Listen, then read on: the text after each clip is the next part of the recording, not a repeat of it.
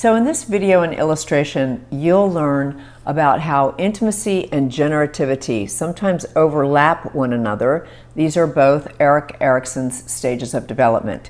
Intimacy versus isolation and generativity versus stagnation. And how oftentimes intimacy and generativity collide with one another and are in competition with one another, which is why sometimes partners have problems figuring out how to find intimacy while they're creating. Okay? So let's watch the illustration and I'll be back in a minute. Oftentimes when I speak to people who are in a relationship, they are really having a hard time with intimacy and generativity. What do I mean by that? Well, when you look at Erikson and his stages of development, we work with intimacy versus isolation. And he has it from about 20 to 40, 20 years old to 40 years old. Generativity versus stagnation is usually from 40 to 60. But we're in the 21st century now, and I challenge these ages, and I would say that intimacy versus isolation goes anywhere from 20 all the way to sometimes 70. Intimacy, by the way, is 5 realms, but that's a different video. But basically, your intimacy is your warmth and connectivity with others, versus isolation, which is times when you want to spend by yourself. Maybe you're reading a good book or going on a hike on your own or quietly watching a movie, something like that. So instead of going with Erikson's stages of development of 20 to 40, I say intimacy versus isolation goes from 20 to 70 these days. And I believe that generativity goes from about 30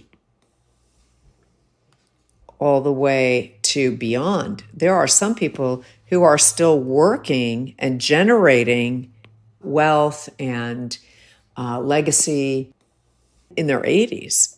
So generativity versus stagnation means that you're generating wealth, generating legacy, generating relationships with family and that kind of thing, versus stagnation, meaning you're stuck and you're just sort of hanging around and sitting, okay, and not really producing much of anything.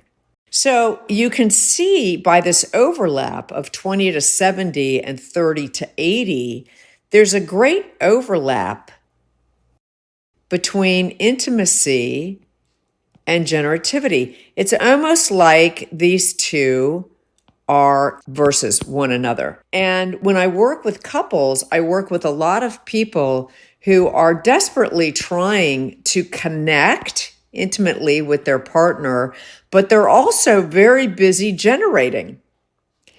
That's when I talk about this particular illustration, and I say that it's up to you guys. The challenge is to find your intimacy within all of this generativity, which means, making a conscious effort to go out on dates and to hang around with one another and to have warm conversations with each other where you connect, all right?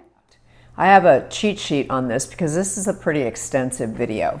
So basically what I did was I took Erikson's stages of development, again, the intimacy versus isolation, and the generativity versus stagnation. And I think today in the 21st century, as I said in the illustration, they tend to overlap one another, okay? And so what ends up happening is partners feel very disconnected with one another in relationship because they're very busy out in the world generating and creating, and they forget their intimacy. Also, if you have children, you've got creating, you've got kids, you've got soccer practice, you've got baseball, you've got ballet, you've got all kinds of, extracurricular activities. And oftentimes partners end up being put on the back burner. The relationship is put on the back burner. So it's very important to make sure, okay, that you create times for intimacy. Now, what does that mean? Have a date night, get a babysitter, or, you know, if you have in-laws handy, that's always great. If you have family around, have someone watch the kids. So you guys can go out and remember what it was like when you fell in love with one another, okay? You have to carve out intimacy when you're generating. Otherwise, you guys will end up on the back burner, and your relationship will end up being ignored. And then you end up sitting with someone like me trying to figure out how to reconnect. Okay? Enough said. Bye now.